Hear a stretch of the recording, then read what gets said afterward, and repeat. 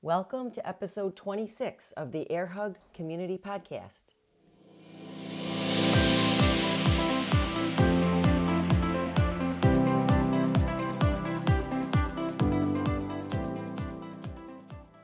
Hey, welcome to the Air Hug Community. I am Judy Arizosa, your host, and I created the Air Hug Community to bring you stories from guests and myself that ultimately help improve the lives of others and boomerang back to improve your life.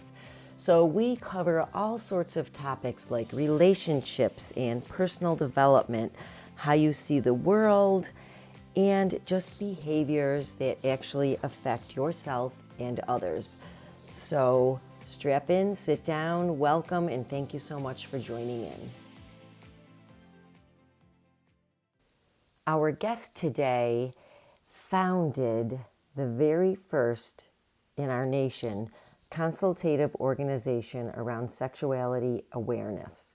And the focus of this organization is to decrease the risk in vulnerable populations through the development and implementation of sustainable programming and policies. Their mission is to decrease the stigmas, silence, and secrecy by increasing self-esteem, socialization, and self-love. So I'm very excited to introduce to you today Ms. Lynette Medley. Today we have a guest who's really going to talk about something that I knew nothing about. And when I was alerted to it, I decided that if I know nothing about it, probably a lot of other people may not as well. And so I invited Lynette Medley to come on and enlighten us. So Lynette, before we get into the topic, tell us a little bit about yourself. Okay, thank you. I'm Lynette Medley. I'm the founder and CEO of No More Secrets, Mind, Body, Spirit Incorporated, which is actually a comprehensive sexuality awareness organization. So we deal with any issues related to sexuality that are stigmatized and not normalized in our community to evoke open conversations around taboo subjects. So one of the things that, of course, you probably saw with us is that we're fighting period poverty in marginalized communities. Yes, that's what actually drew me to your account, because I never even heard of the term period poverty. So let's start right there. Can you tell us about this? So, period poverty is the inability to have access to feminine hygiene products and also waste management services, basically due to financial constraints. Okay, so and then what have you done? So it sounds like you've been called to help in some regard here. Definitely. So, we've been working on period poverty for going on 6 years now. And we basically came into this space just because we were doing a lot of work on consent and bodily autonomy and engaging in conversations with young people who were making poor relationship choices or just poor engaging in risky behaviors and uncovering some of these conversations and really digging down. We realized from some of the young people that they were engaging in survival behaviors to be able to access feminine hygiene products. And at that point, we were just like, okay, this is crazy. Why is this happening in the United States, in this modern day, society? And so we initially started with creating the first feminine hygiene bank in the tri-state area.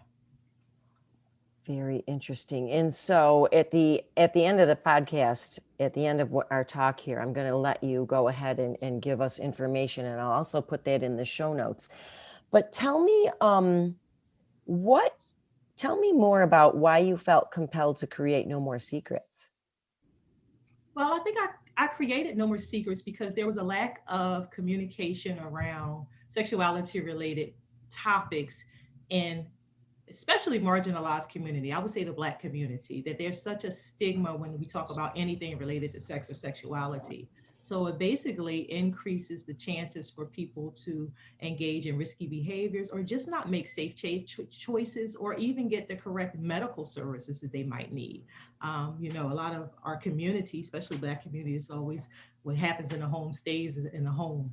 So to Mhm. be able to have these conversations with people outside of the home doesn't come organically, or naturally. So we really wanted to create an organization where I would come to them in a non-judgmental, authentic way, so that I can show vulnerability, and then they can show vulnerability to be able to engage in authentic information sharing. So that's really interesting. So I was just going to say, how do you fulfill this? Do you work with people one-on-one?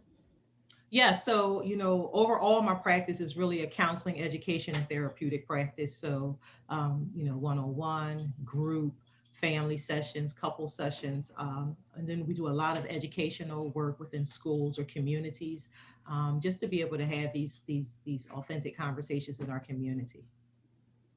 So that's really neat. I was thinking schools, but I had no idea that you really went even beyond.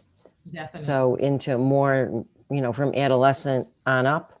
Yeah, so it's so funny. People are like, what was your age bracket? So we said from 5 to, I think our oldest was 105. So we do even count, before COVID, of course, a lot of conversations with nursing homes, and, because again, people's sexual life development has expanded so much. So the Mhm. messages that people have received at a younger age don't coincide with what's going on now, because many older people, the message was always that condoms were for what, STI were just for pregnancy prevention or HIV prevention, and not understanding that moving forward as you get older, understanding the STIs and all these other things can basically affect them too. And also even something as simple as like lubricants and different things, older people can't use sugar-based lubricants, because some of them can go into diabetic shock and all these things. So really talking to these subjects, and they need water-based things, and people aren't really talking about these different conversations. So really from every age, really engaging in conversations that meets their needs. That's amazing. I never would have guessed nursing homes, although I should have, really. And I'm shocked when you said as young as 5, really? Yeah, so one of the things that I was very intentional about is debunking the good touch, bad touch. I think Mhm. that's the worst terminology ever, only because it's been proven that people who groom young people do so by really manipulating the ideal of that if this feels good, then this must be okay. Because our body has a sexual response. So Mhm. even if I might not want to be, pleased or pleasured from your touch, my body is going to respond. So it feels good. So the people who groom kids will say, well, if it feels good, it can't be bad. So this good touch, bad touch really confuses our young people. So we really come in with the messaging about how young people have superpowers, and that they have a superpower suit, and that these parts of your body that are covered, only these people have the key to be able to unlock it. And you have to talk to them first and then use your voice. And, so all these things that are empowering our young people to have autonomy of their body without them realizing that that's what we're teaching them. Mhm. And we've just realized that has, been a lot more successful, because then they feel like they're a little bit more in control. And if they're not not feeling that they're okay, to be able to tell their parents, so that this person can't manipulate their minds like they used to. Yeah, and being not afraid to come forward.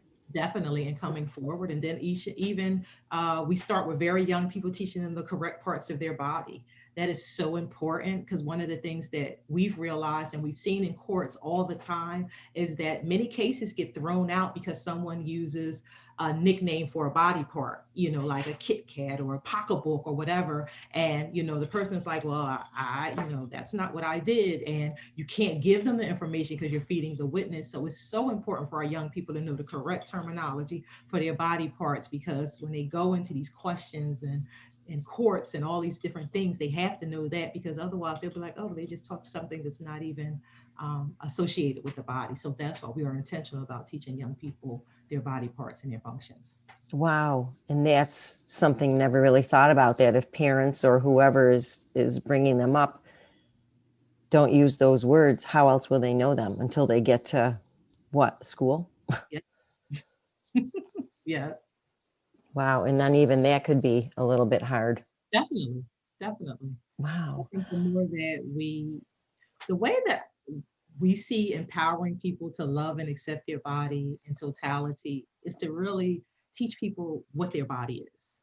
And I think that's what doesn't happen. It seems like we don't really teach people the parts of their body and their functions till they get older. And then it's always in a more maladaptive, judgmental way where something can happen or this is what will happen instead of really teaching them early on to like and love their body and then learn this relationship as it gets older and then kind of expand on what different functions are. You don't have to say everything at the beginning. It can be baby steps like this is what this is the name of it, and it doesn't have to go and then you can expand on the part, the functions as they get older and they can comprehend them a little better. Yeah. So the steps for whatever, their, what do I want to say, their maturity, however, yeah. Mm-hmm. Wow. So do you have a team of people or is it just you? How's it work? Well, I'm the founder and CEO.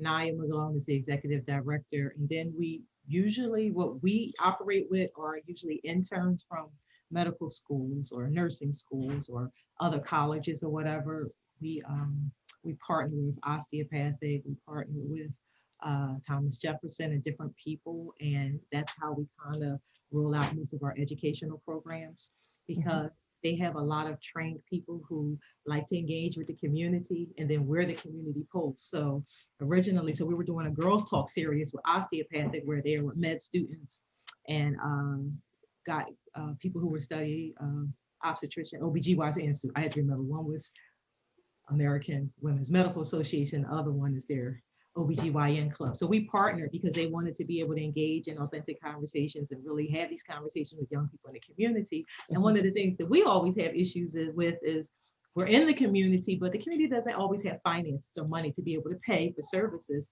So we basically have this little marriage that we created where I have the young people that basically need these education. So I'll teach some of the education and then they'll teach some of the education. And then it helps prepare them to have a real connection with our community before they actually start being physicians. Because I think that's what one of the disconnects is, this lack of trust in the medical profession, because people really don't know both. You understand? Like our community is fearful of the medical profession. Medical profession really hasn't been engaged in the inner city. So this marriage really helps build both of them together. That's the type of partnerships that I'm intentional about building because I realize that given the information, we do classes all the time, but also when you partner with other paraprofessionals, I think it's just a different level of longevity. That is really interesting. I had no idea. So yeah, it's definitely building a trust factor. And what a great way to do it is to bring the professionals in and train them, because you've got really both sides are ignorant. Definitely.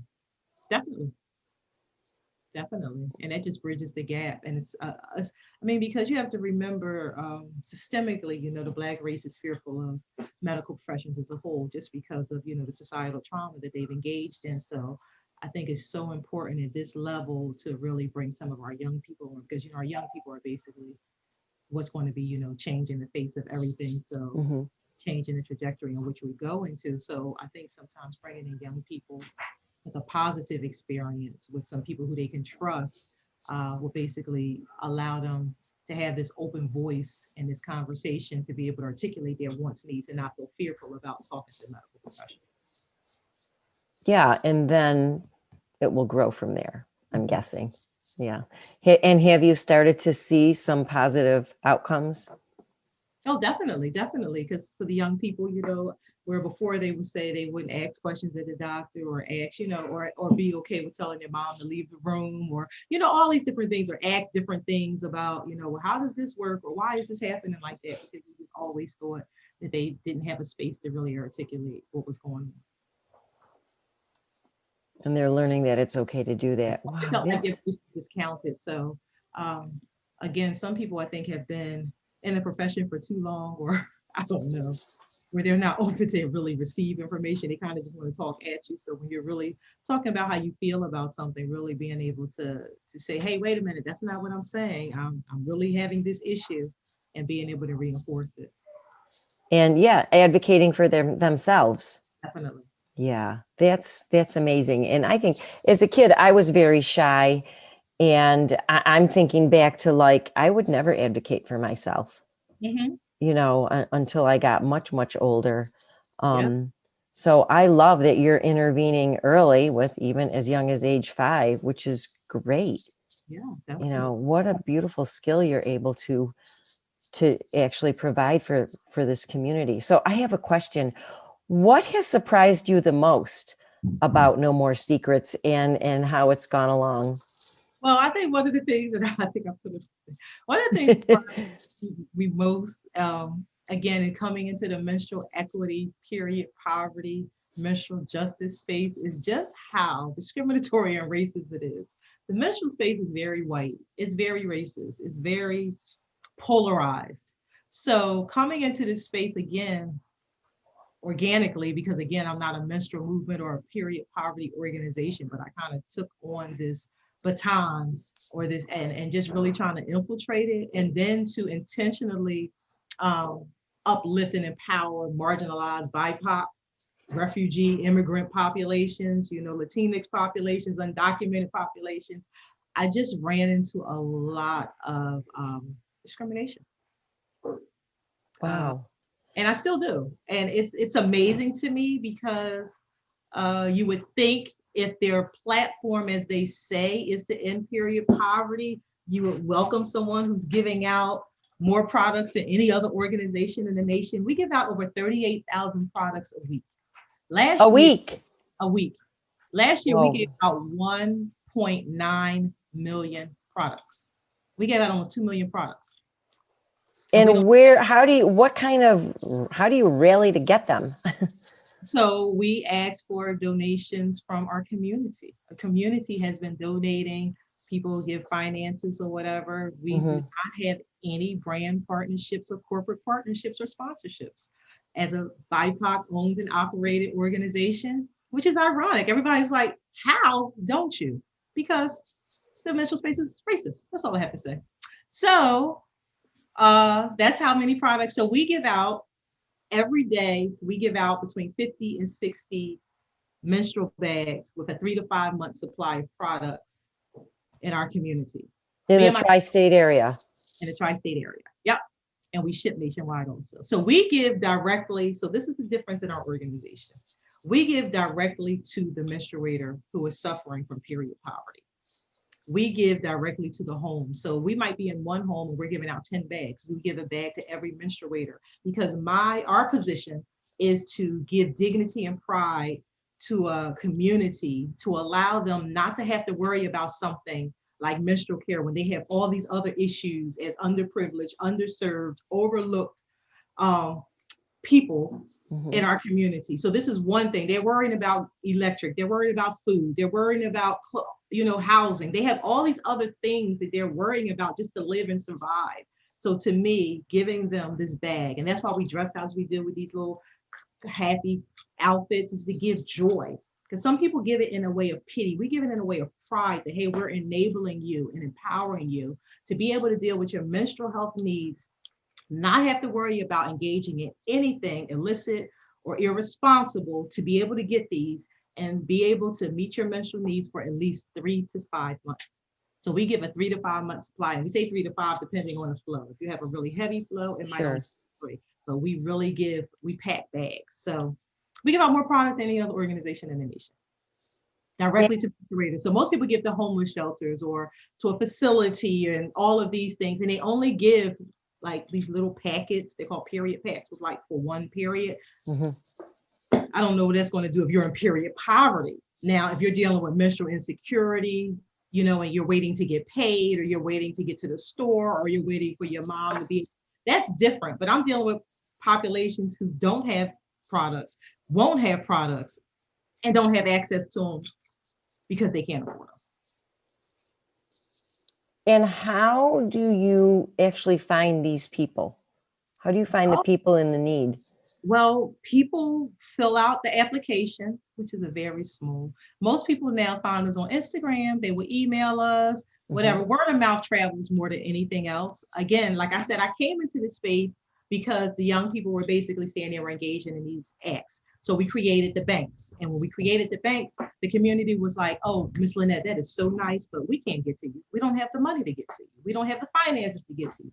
How are all of us going to get you? So that's when we started the delivery service. So that's how people have found us. People know about us, like people Google us, I guess. And so of course you want them to fill out the form, but let's just be realistic. When people are desperate, most people don't always fill out the form the way they need to, because you get a call, or if you give it to somebody else, usually, I hate to say it, people are all in the same areas. You know, I'm here, my aunt is here, my cousin is there. And then people really start, you know, by word of mouth telling people.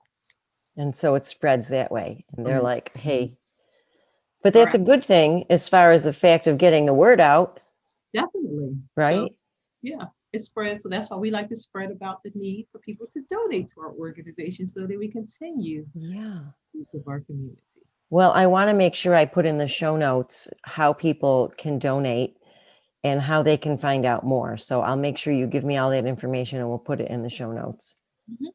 So that is, my eyes are opened.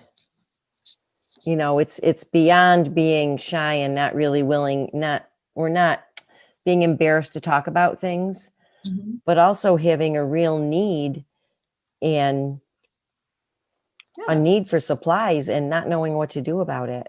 Yes, and if you think about it, when we go back to the beginning, when I'm talking about sexuality related topics, we haven't really created a normal language to talk about our menstrual cycles as a whole, you know, from privilege to non-privilege. So if we don't talk about it in the open, how can I come to you with a negative experience about my menstrual cycle, whether it be I'm bleeding too heavy or I don't have products, when we haven't created a vehicle to even talk about a normal menstrual cycle? So I think that's what's so important. And that's what we're trying to drive, normalizing and destigmatizing, so that all menstruators kind of openly talk about what our menstrual cycles are, and not to really think of it as something negative. Yeah, it's totally, as we know, a totally natural, normal thing. Definitely. You know, and nothing to be embarrassed about. Not at all.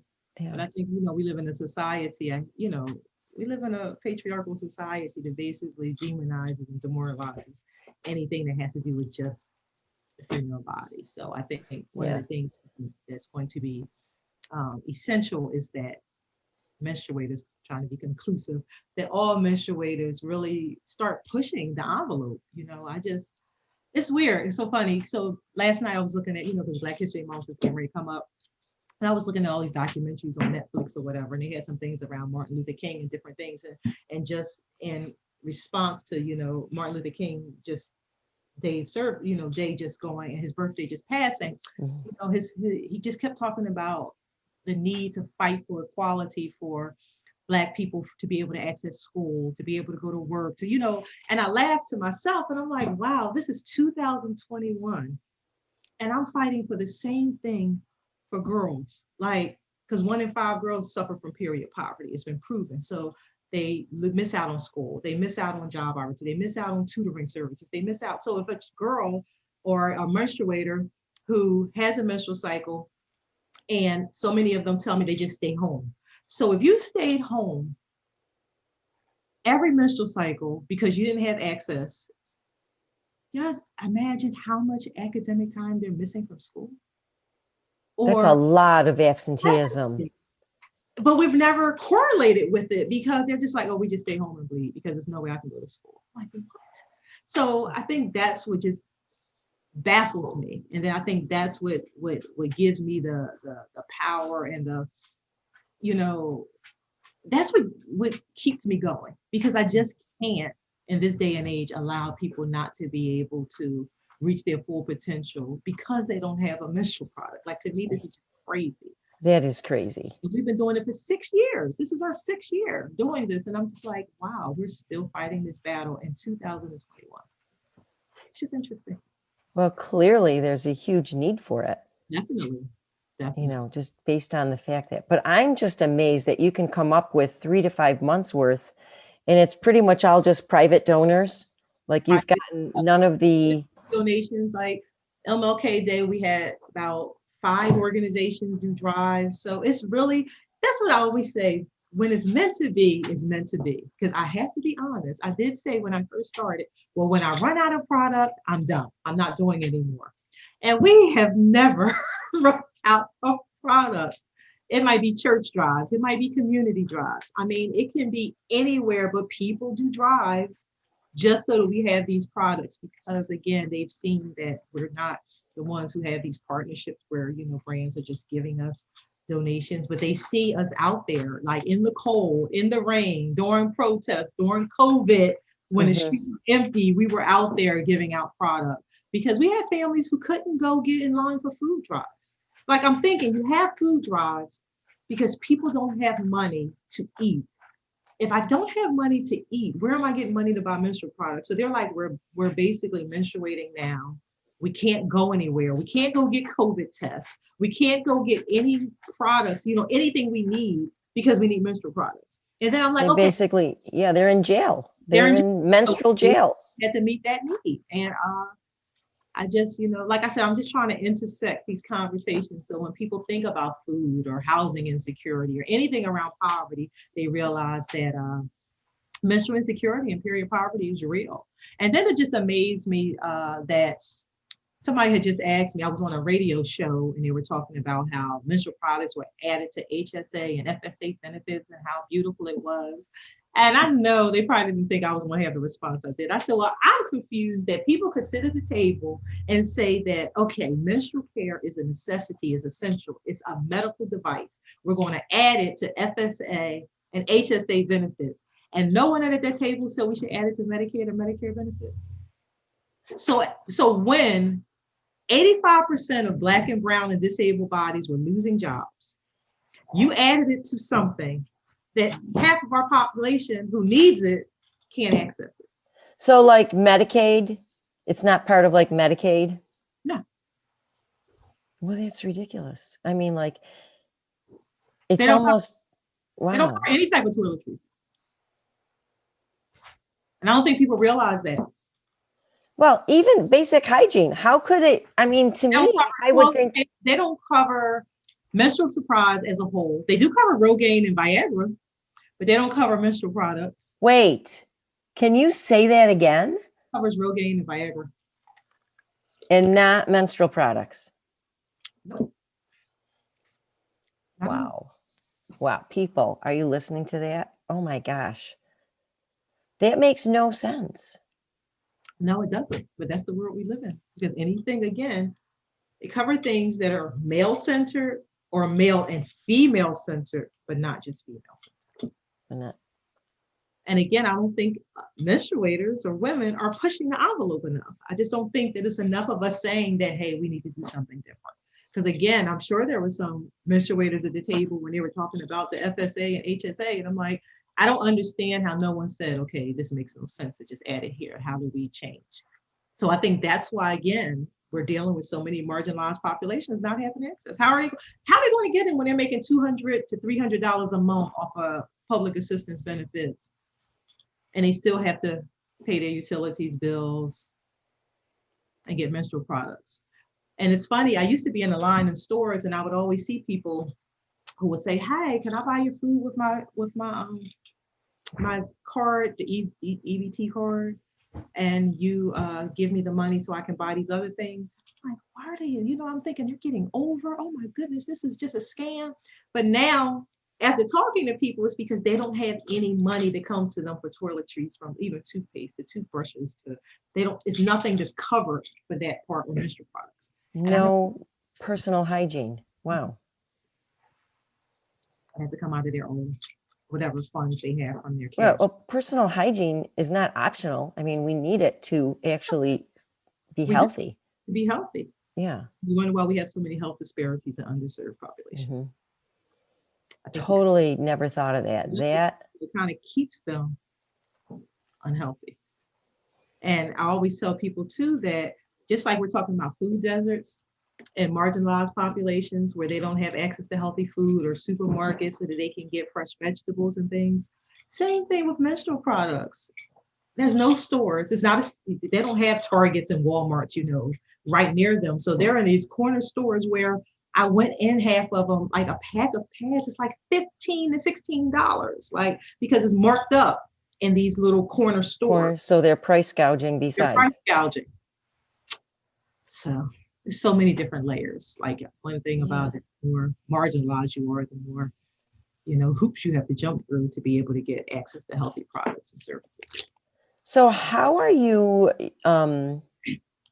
making people more aware? How is or is that, I mean, I know that you're serving these people and getting donations, but how are people finding out about it? How is awareness being spread?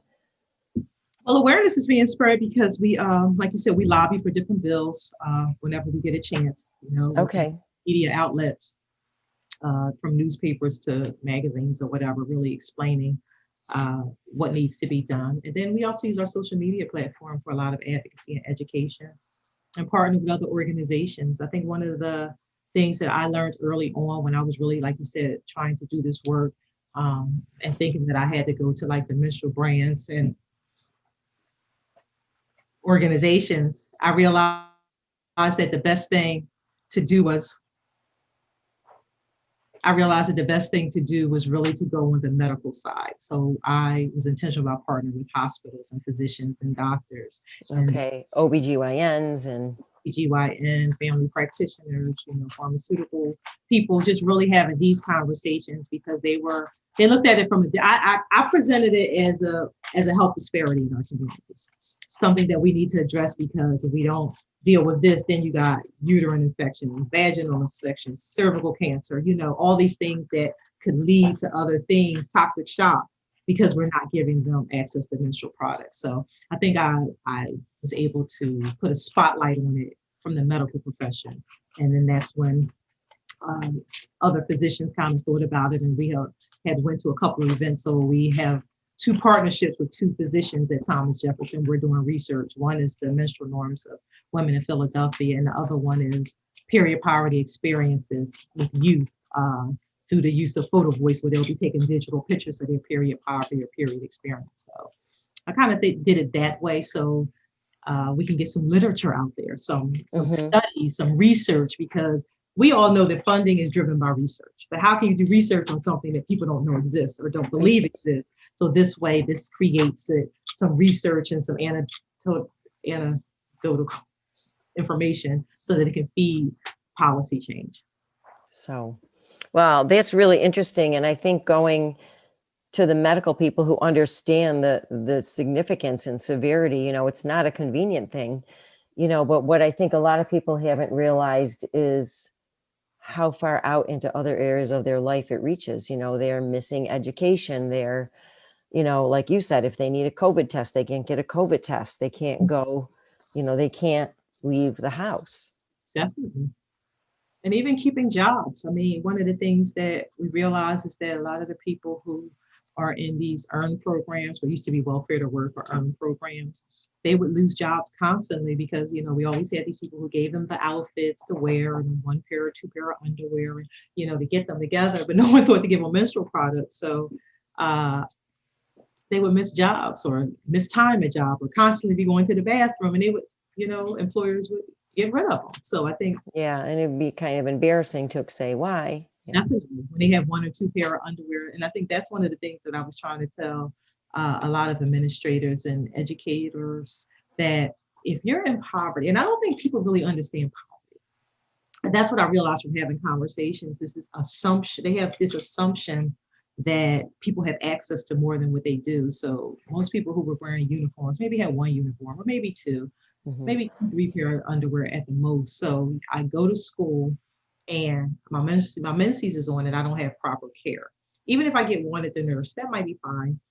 But I might have a heavier flow because, again, 85% of what African American women have irregular periods, from endometriosis to menarche to PCOS to all of these other diseases that aren't diagnosed. So I'm in there and you're giving me a pad, or I might have a dollar store or a cheaper pad.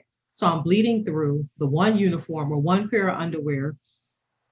Then what? I still won't be able to come to school because my mother might not have running water because half of the population we get on. So we have to still go to the laundromat to get it washed. So it's all these layers. So that's why so many young people say, I just don't go. I would rather just not go because I don't want to go through these Then back. have to jump through all those hoops. Yeah.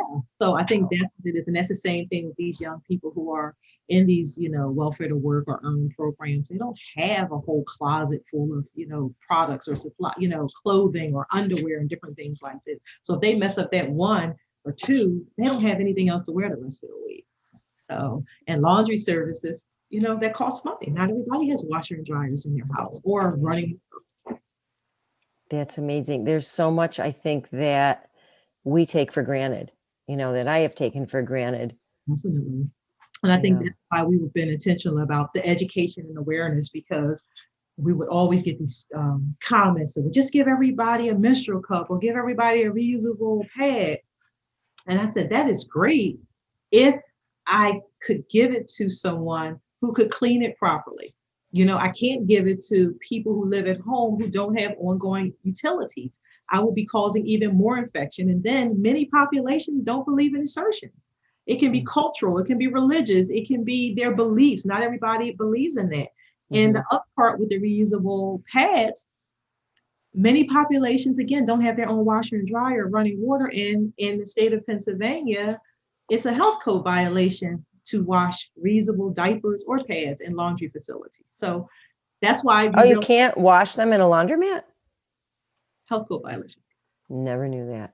And that's why reusable diapers just went out the way. People are like, what happened? Because you can't wash them in public places like laundromats. Okay. So it's all these things that people always just want to solve it or just say they're solving things. And I'm like, you're not solving it if you're not really listening to the pulse of the community that is the one who you're saying you're helping. So you really have to ask them, does this make sense? Now, I think it's been a great help to my other populations I serve, because again, I was really dealing with deep poverty early on, or poverty, but now I'm dealing with people who lost jobs due to COVID, due to pandemic, and they don't have access. And they're like, I never thought I would be one to call you. That's the population that I love to give menstrual cups to and reusable pads to, because that's helping them for 4 or 5 years. Not about that, but to actually have to go buy it at $40 to $50 a pop, they don't have the money to do that. So it's like this balance of really meeting the menstrual care and wellness of two different populations, but how do I serve them in the most efficient way? You literally have to meet them where they are and find out, right? Definitely. Wow. What an amazing organization you have.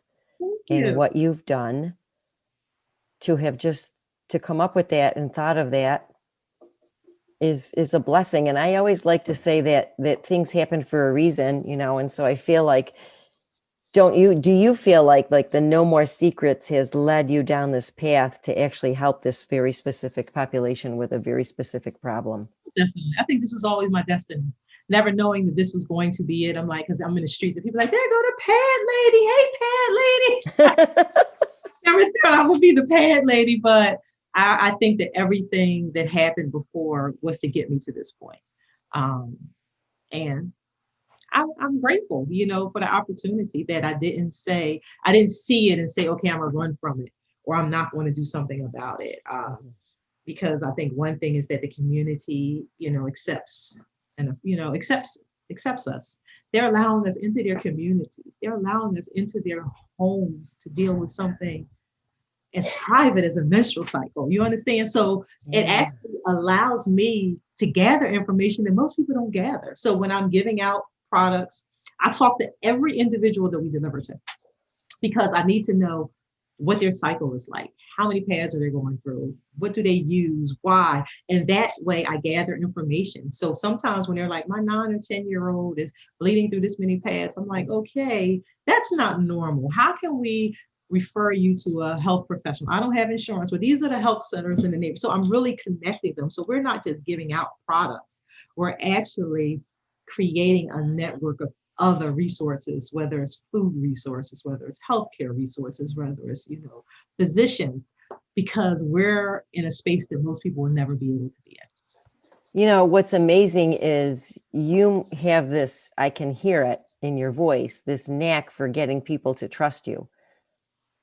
So you're presenting them at a door. So maybe you've been like, okay, I'm going to go to this family and with these people, and to be able to talk to them and find out, how you can help them, what they need, what their situation is, and to get them actually to listen to you and say, all right, I'll go to this clinic, if they can help me. That's a huge trust thing. It is. And what I realized is that the community reads you.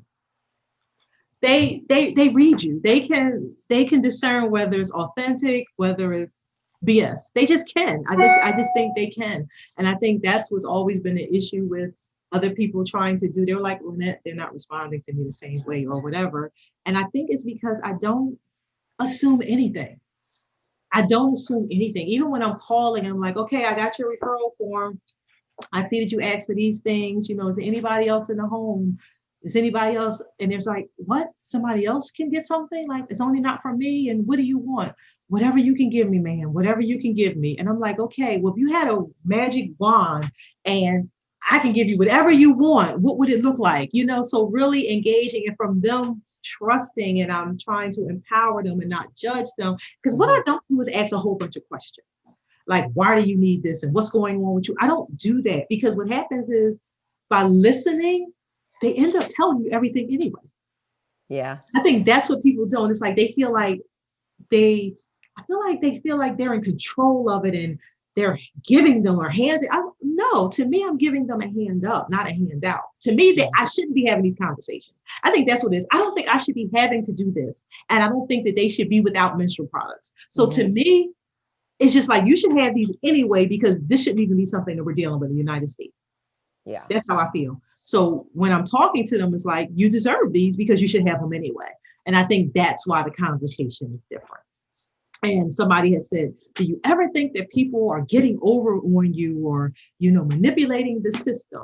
And I had to laugh, because some of the work that we do during COVID is that we partner with food drives, because people are always calling us like, we need menstrual products. Everybody's asking for menstrual products.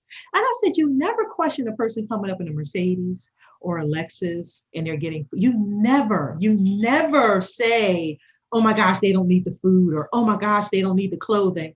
I said, but then you want to ask people about whether they need menstrual products or not. It's just still this discriminatory, biased outlook. But as I told people, I have not been to one house or one home or had one conversation where I questioned. I said, because one thing, people don't like to talk about their periods. People do not talk about. I said, do you understand the humility of having to ask somebody for menstrual products? I said, do you understand the humility of having to have someone bring something as intimate as menstrual products to them? And they were like, oh, I didn't think about it like that. Yeah, no, actually that occurred to me, thinking like, how brave, even just to fill out the form. Definitely. When it's easier to stay home. People. Yeah. So if I'm dealing with it, and I know my cousin is, or I know my mother is, and they're like, Miss Lynette, my mom and them, send me their information, just send it in the text, call me, whatever. I don't try, and we can still gather the same information. So if you send it to me in a text, you send it to me a DM, I'm still gathering the same information. And not everybody can fill out a form. Like, not everybody has the cognitive ability to fill out forms. And I'm saying that again to anybody. Not everybody does have that cognitive ability to be able to fill out forms in a way that you want them to fill it out. Sure. And people need to realize that too. So, but the fact that you meet them where they are and you do it you're alongside of them, you're not over them. You're with them. You're with them. Right. You're walking along arm in arm alongside them. So, okay. People can find you on, is it no more? What's your Instagram? No_more secrets 469. Okay. And I'm going to put that in the show notes. And where else can people, like, if they want to get in touch with you, or they maybe. Our website, No More Secrets, mbs.org. Okay. I have that. Okay. Yeah. Right. Beautiful. Wow. So right now we're in the process. We have a GoFundMe going on where we're trying to open the first. Oh, you have a GoFundMe as well? Yes. And it's on the link tree in our, when you go on our Instagram, it's on the link tree. Okay. You just click it in the link. So we're trying to open the first menstrual hub in the nation, where it's a full service place where people can come get products, donations, access to bathrooms, running water, waste management, a computer center, and a relaxation center. So an actual physical space where they can actually come and One get relief. can come up and get products. Yes. So the GoFundMe is for that. Yep. For menstrual products in the hub. I am so glad that I literally stumbled upon your account. I really do. I feel like this needed to be said, and I'm very happy to spread the word. Thank And you. I want to thank you on very short notice for giving your time today. I do. I'm telling you, my little interns be like, Miss Lynette, somebody want to talk to you. I love to talk because I feel like that's the only way we can share awareness. Again, I tell people it's not about me. You never hear it about Lynette. Lynette is really about the mission and what I'm trying to do. And once people take themselves out of the equation, so much more can be done in our communities. Yeah, I think so. Yeah, and it's not this big person or this person. I don't care if people have one following or millions of followers. At the end of the day, every time I talk, I'm I'm like I said, I'm spreading awareness to somebody who didn't know about this situation. Yeah, and if you're spreading awareness and you're making a difference in even one person's life, that's a good day, right? It is. It is. It's a good day. Lynette, thank you so very much. Stay on for just a minute, but I just want to thank you again for coming on and enlightening all of us to Thanks this. for having me. I truly appreciate it. All right. Thank you.